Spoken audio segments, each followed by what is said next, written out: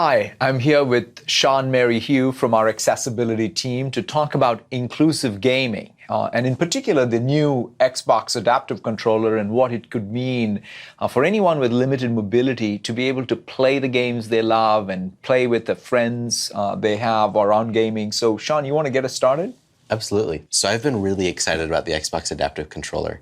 It's a cool device that lets you plug in all sorts of different peripherals, from this really lightweight joystick It's very cool. that I can Pretty hold light for long periods of time, Yeah, to things like this tiny little button that take very little force to activate.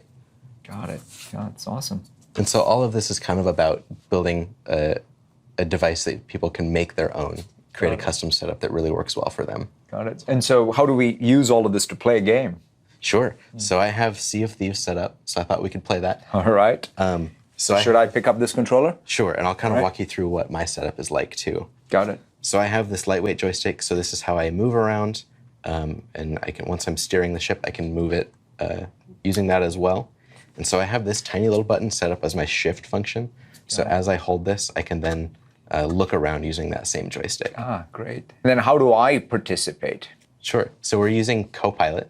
We're basically using two controllers to control the same character. Right. So at any time you can kind of jump in. So I can take jump control. in and you can be co-piloting with me. And that's a great way for anyone to start getting familiar with the controls, participate and enjoy the game, even if they, one, don't have all of the understanding of the game, but in particular with any limited mobility, you have someone else helping them throughout.